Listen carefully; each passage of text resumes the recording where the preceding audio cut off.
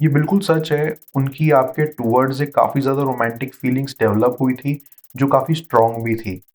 Viewer आप अपने person को विजुअलाइज़ करिए और मैं आपके और आपके पर्सन के लिए कार्ड स्प्रेड करता हूँ।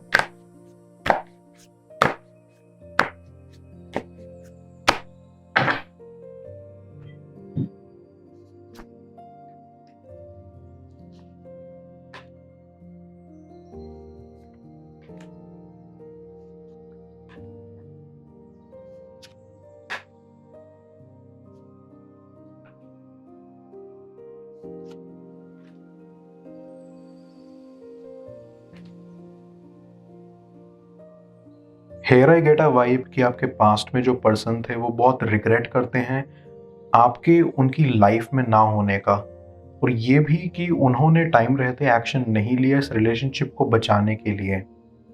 एक काफ़ी नेगेटिव एनर्जी आप लोगों के बीच में बिल्डअप हो चुकी थी, तो इस रीज़न से आप लोगों का कनेक्शन काफ़ी ख़राब हो चुका था। यहाँ मैं फ़ील कर सकता हूँ कि आप उस इंसान से काफ़ी ज़्यादा अटैच थे। आपका उनकी तरफ जो डिवोशन एंड डेडिकेशन था, वो काफ़ी ज़्यादा स्ट्रॉन्ग था। बट बिट्रेयल्स, सीक्रेट्स एंड इन सब नेगेटिव चीज़ों के चलते आपका रिलेशन बिगड़ गया था। एक चीज़ तो अब यहाँ बहुत क्लियर है कि आपका पर्सन रिग्रेट तो काफ़ी ज़्यादा करता है, but what is the reason behind that, वही हम जानेंगे। आप इस रिलेशन में सच की तलाश कर रहे थे। इस रिलेशन में कोई एक झूठा ढोंग कर रहा था एंड वो चीज़ काफ़ी क्लियर है। आप बस चाहते थे कि नकाब के पीछे का सच सामने आए और आप ये ऑब्स्टिकल्स एंड हर्डल्स को क्रॉस करके मूव ऑन कर पाएँ।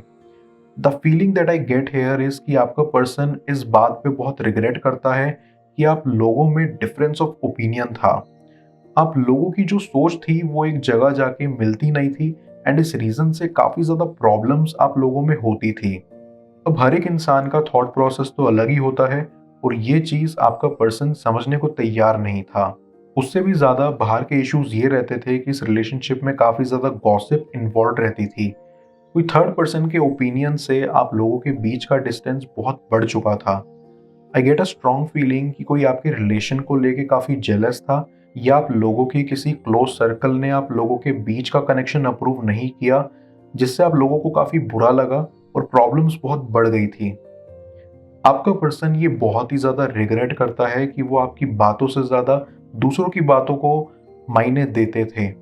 इनफैक्ट वो अपने से ज़्यादा दूसरों की एडवाइस पर चलते थे। अब वो कहते हैं ना कि दूसरे के नुकसान से लोगों को खुशी मिलती है। ज़माना ही आजकल ऐसा चल रहा है।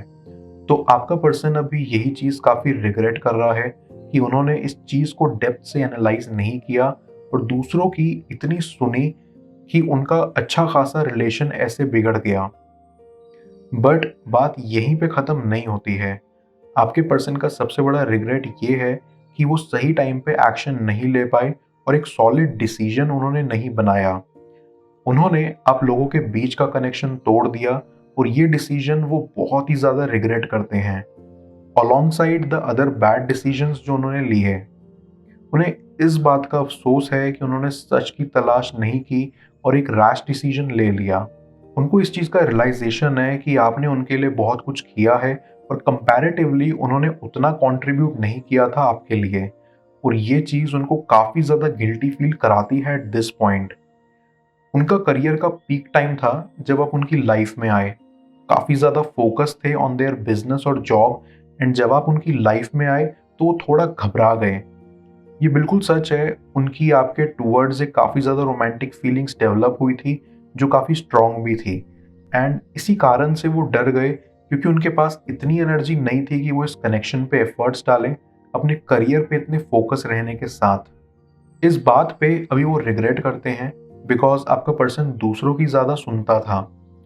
वो रियलाइज़ कर रहे हैं कि टाइम बस एक पैरामीटर है, जो वो चाहते हैं वो अच्छे से मैनेज कर सकते थे, बट दूसरे के नेगेटिव इन्फ्लुएंस एंड उनकी खुद की एंग्जाइटी की वजह से एक अच्छा खासा रिलेशन जो बिल्डअप हो रहा था, वो उन्होंने यूं ही तोड़ दिया। ऐसे ही वो थोड़े सेल्फिश टाइप के पर्सन भी हैं, और उस टाइम वो काफ़ी ज़्यादा सेल्फ ऑक्यूपाइड एंड कंफ्यूज थे, and it was not a great situation. बस ये रिग्रेट उनको काफ़ी गिल्टी फील करा रहा है कि उन्होंने ज़्यादा एफर्ट्स नहीं दिए। इनिशियली वो काफ़ी ऑफरिंग वाले मूड में थे, बट ग्रेजुअली वो स्ट्रेंथ दिखा के आगे एक स्ट्रॉन्ग एंड कमिटेड रिलेशनशिप की तरफ नहीं बढ़ पाए। इसका रीज़न यही है कि वो अपने सराउंडिंग्स के ऑब्स्टिकल्स, हर्डल्स एंड नेगेटिविटी को क्रॉस नहीं कर सके। जिस मोमेंट पे उन्होंने आप लोगों का रिलेशन ठुकराया था, वो उनके लिए एक मोमेंट ऑफ वीकनेस जैसा था, जहां वो स्ट्रांग नहीं हो पाए। I get a very strong feeling here कि कोई एक आप लोगों का म्यूचुअल फ्रेंड था, जिसकी वजह से ये दरारें और भी बढ़ गई। उनके गॉसिप्स एंड लाइज स्प्रेड करने की वजह से प्रॉब्लम्स बहुत ज़्यादा बढ़ गई थी। ऐसा भी हो सकता है कि आपके पर्सन का फ्रेंड ग्रुप ही बुरा हो, जो उनके मन में टॉक्सिसिटी भर रहा था और आज भी वो इफेक्ट उन पे जारी है। आपका पर्सन आज इस चीज़ को रिग्रेट कर रहा है कि उन्होंने पेशेंटली इस चीज़ को टाइम नहीं दिया एंड हरी में आकर डिसीजन लिया। जैसा कि मैंने पहले ही बताया, वो काफ़ी डिटैच थे अपने आप से and it was not a great place जब आपने उनकी लाइफ में एंट्री ली, और इस चीज़ की वजह से आपका पर्सन काफ़ी कंफ्यूज्ड एंड शॉक्ड हो गया था। मैं कार्ड्स को क्लैरिफाई करता हूँ, तब तक आप प्रॉपर एनर्जी एक्सचेंज के लिए इस रीडिंग को लाइक कर दें, और पर्सनल रीडिंग के लिए आप मुझे व्हाट्सएप पर अप्रोच कर सकते हैं।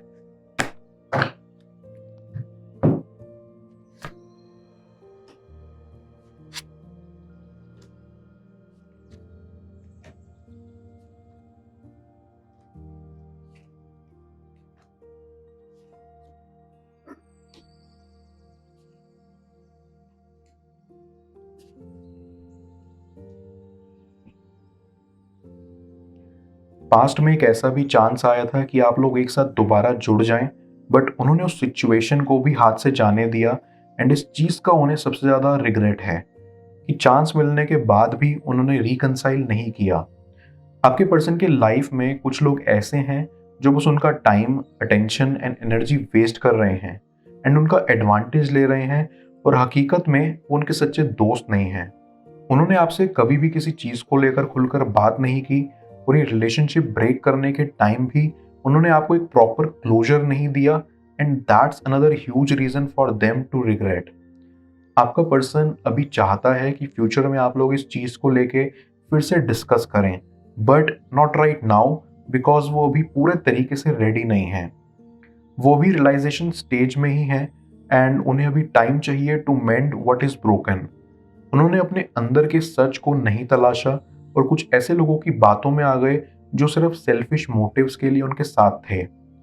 यहाँ मैं ये कह रहा हूँ कि आपका पर्सन पास्ट में एक बुरा एक्सपीरियंस फेस कर चुके हैं एंड एक बुरी रिलेशनशिप में रह चुके हैं, एंड आप उनकी लाइफ में एक ऐसे टाइम पे आए जब वो खुद एक बहुत अच्छी स्टेट में नहीं थे, तो इसीलिए खुले दिल से वो आपको एक्सेप्ट नहीं कर पाए, और उनके दिल में सेकंड थॉट्स पैदा करने के लिए उनका फ्रेंड ग्रुप तो था ही, पर मैं ये भी फील कर सकता हूँ कि आपकी लाइफ में एक नया स्टार्ट होने वाला है वेरी वेरी सोन। काफ़ी ज़्यादा पॉसिबिलिटीज़ हैं कि आप लोग दोबारा एक दूसरे के साथ जुड़ जाओ, या फिर आपकी लाइफ में एक ऐसा कोई इंसान आएगा जो आपको बहुत खुश रखेगा। एक हाई पॉसिबिलिटी है कि आप अपने पर्सन को एक सेकंड चांस दो, एंड ये बात वो आपसे कम्युनिकेट करने की कोशिश भी कर रहे हैं। शायद वो आपको आगे से आके ना बोलें, बट वो चाहते हैं कि आप उनको एक सेकंड चांस दो। जब ये सिचुएशन आएगी ना, तब वो आपसे सबसे पहले यही बोलेंगे कि उनको टाइम चाहिए टू हील देयर वुंड्स। वो ऑलरेडी बहुत ब्रोकन सिचुएशन में रह चुके हैं और ये उनका हीलिंग प्रोसेस है। वो आपसे माफ़ी भी मांगेंगे एंड अपनी गलती एक्सेप्ट भी करेंगे, बट फॉर दिस उनको अपने ईगो को, अपने प्राइड को दबाना होगा, और इतना बड़ा स्टेप वो शायद एट दिस मोमेंट ना ले पाएं। और सबसे बड़ी बात जो वो आपसे बोलेंगे वो ये कि आप एक ऐसे इंसान हो जो उनसे काफ़ी क्लोज थे एंड आप काफ़ी ट्रस्टवर्दी हो, और ये बात वो टाइम रहते रियलाइज नहीं कर पाए। बट ये राइट टाइम नहीं है for him to come clean to you. वो अभी ऐसे स्टेट में ही नहीं है जहां वो अपनी हीलिंग के सिवा किसी और चीज़ पर फोकस कर पाए। सिचुएशन ठीक होने का टाइम आपको उन्हें देना होगा। जिंदगी में ऐसी कई सिचुएशंस आएंगी जहां आपको ना चाहते हुए भी एक दूसरे से दूर जाना पड़ता है, पर अगर ये डेस्टिन्ड हो ना, तब एंड में सब ठीक ही हो जाता है। सबसे बड़ा एलिमेंट है यहाँ टाइम का। वो कहते हैं ना कि टाइम हील्स एवरीथिंग, ये बात काफ़ी सच है। बस टाइम दीजिए एंड देखिए एंड में क्या होता है। होप मत छोड़िए, I am sure everything will work out. मैं ओरेकल ऑफ द फेरीज की मदद से यूनिवर्स से आपके लिए एडवाइस पूछूंगा। देखते हैं आज यूनिवर्स आपको क्या एडवाइस करना चाह रहा है।